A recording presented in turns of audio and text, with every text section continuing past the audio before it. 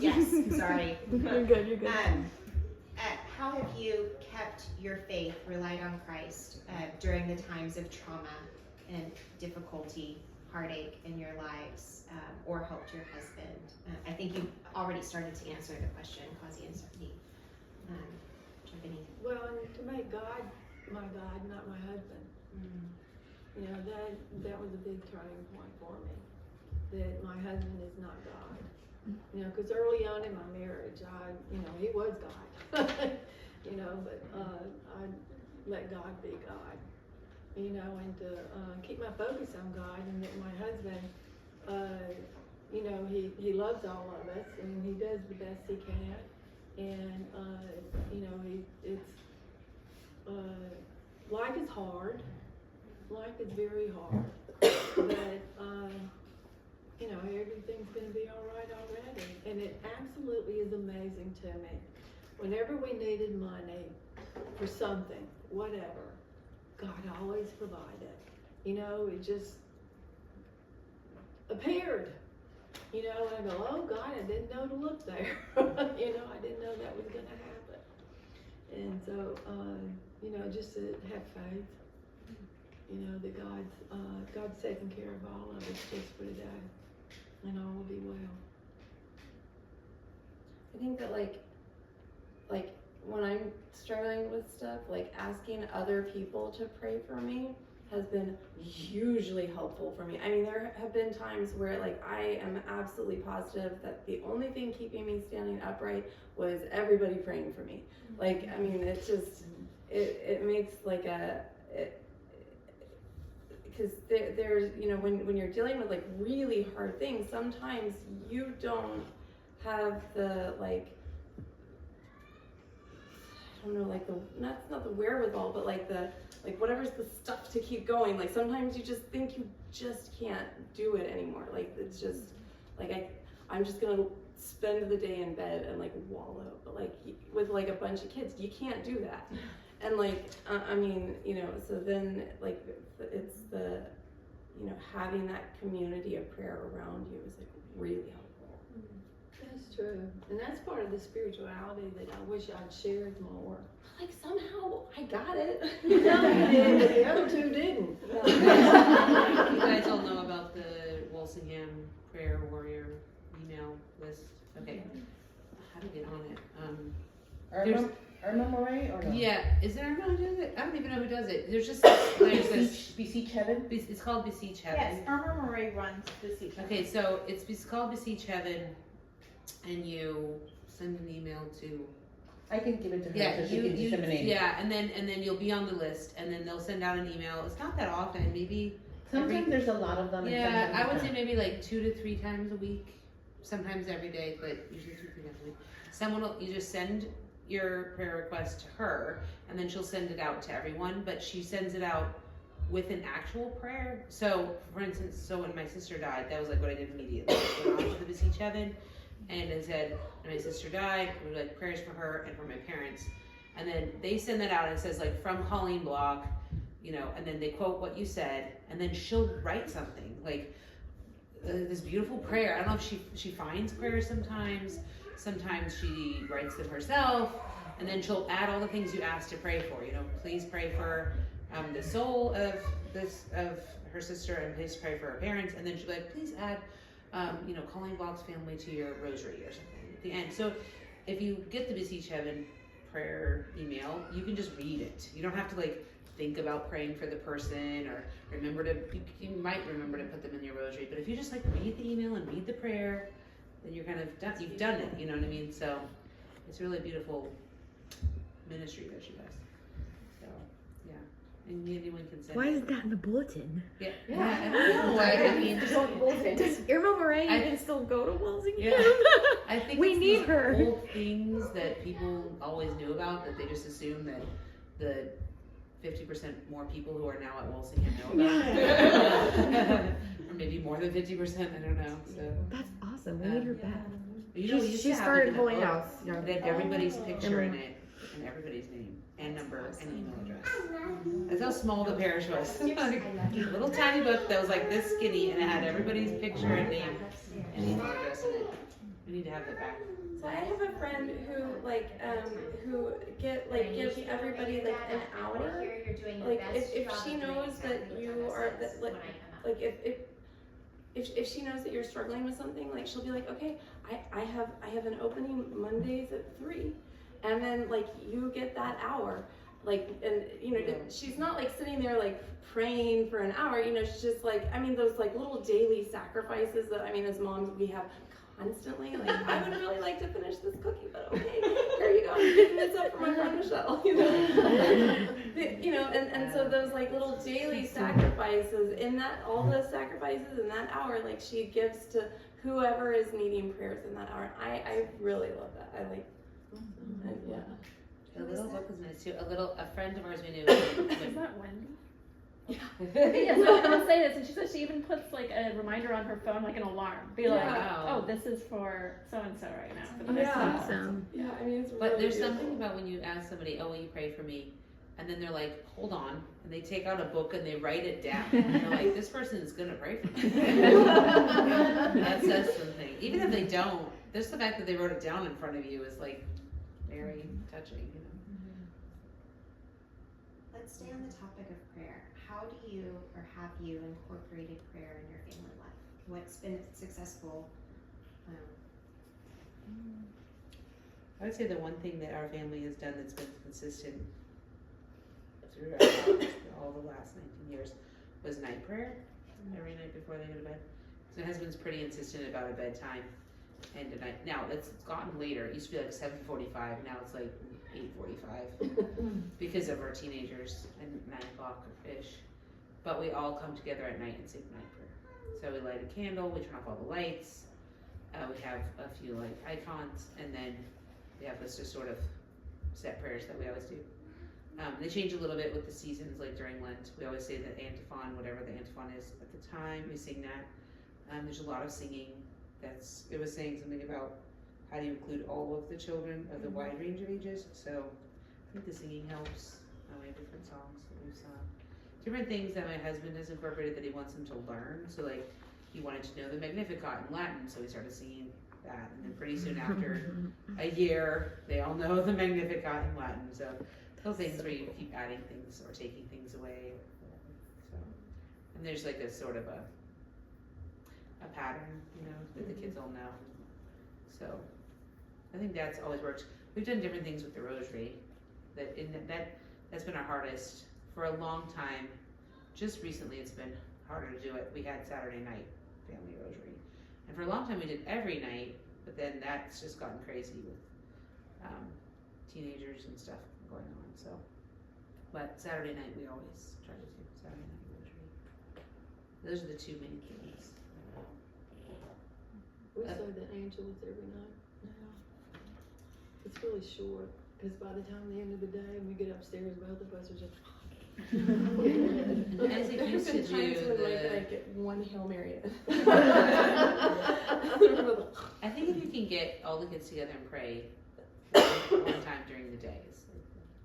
Because one of the things we do when we're praying at night is we say, we do an examination of conscience silently and do an act of contrition, but then we always do a thank you, God, and then they can say what they're thankful for.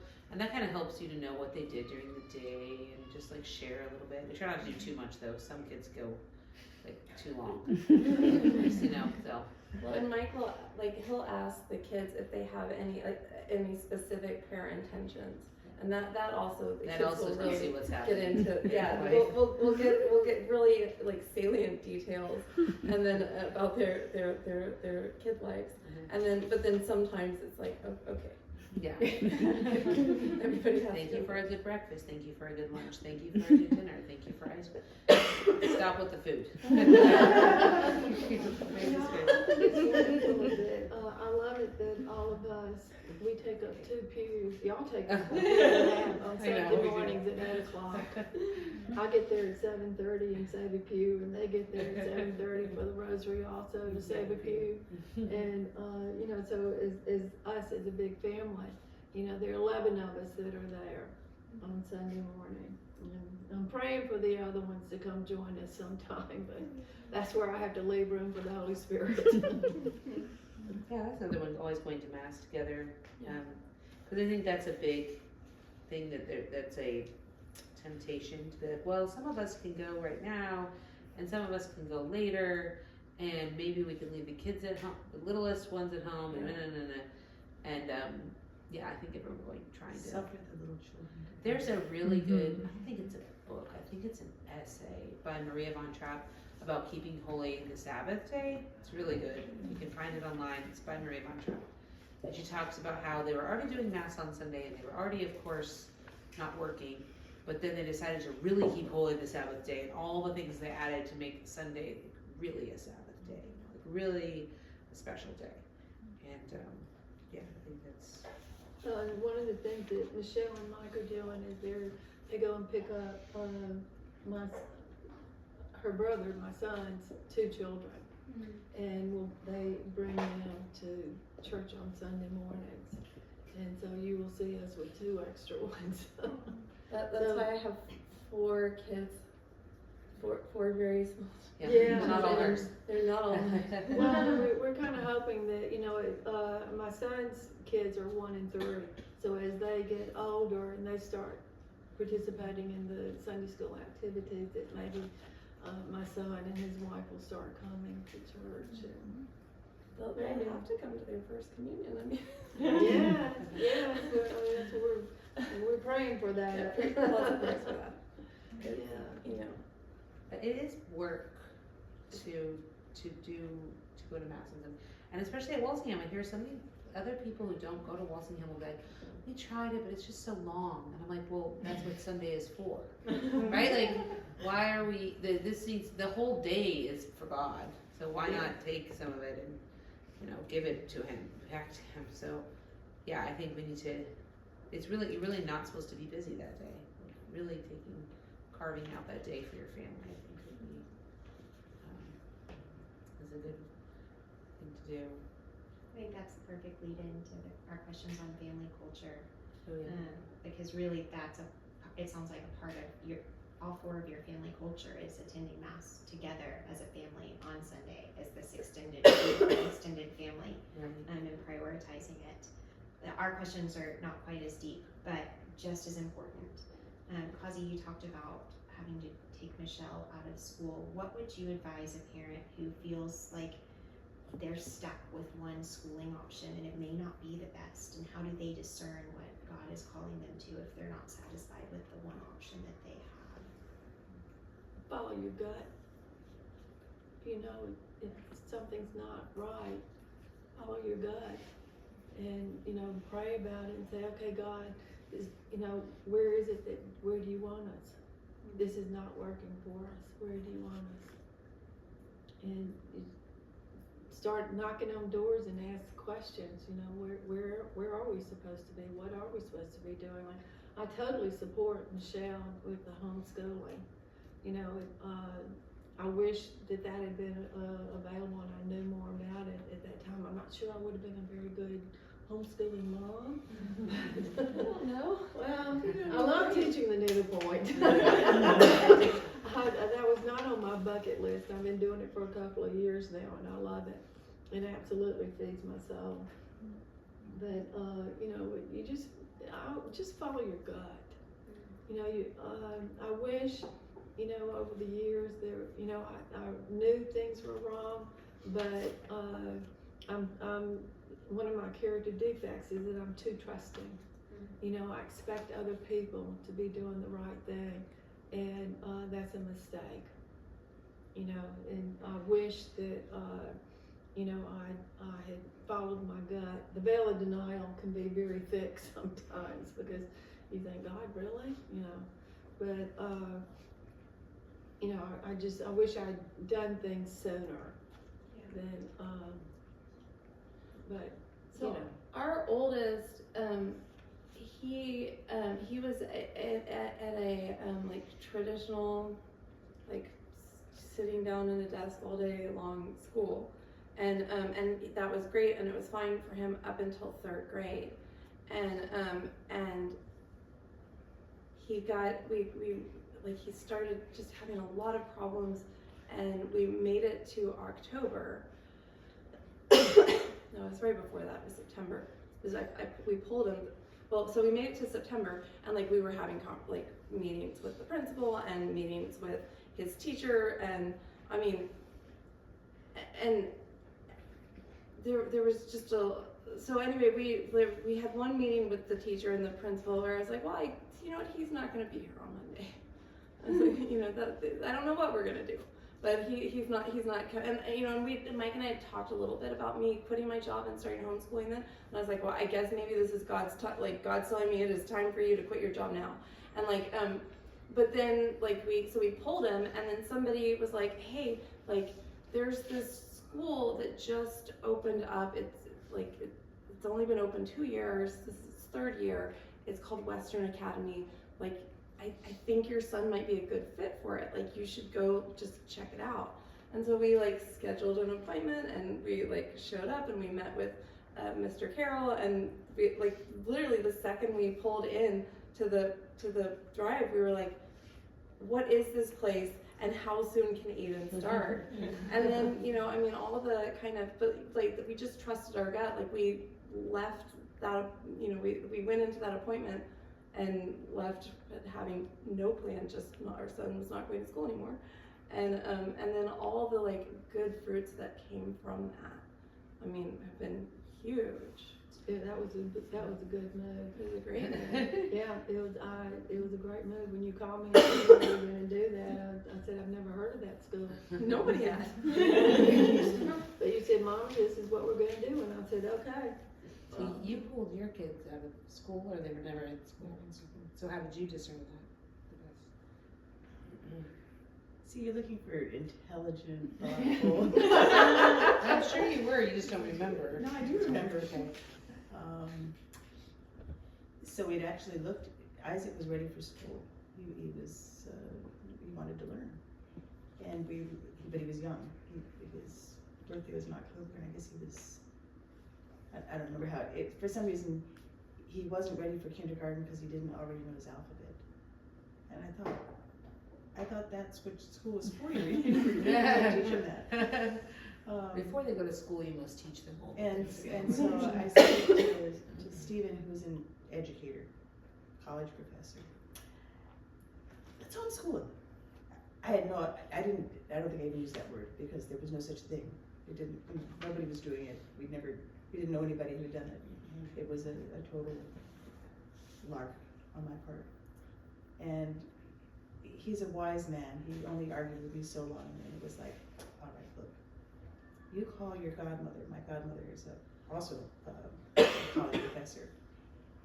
If you can get her blessing on it, you can try it next year for a year.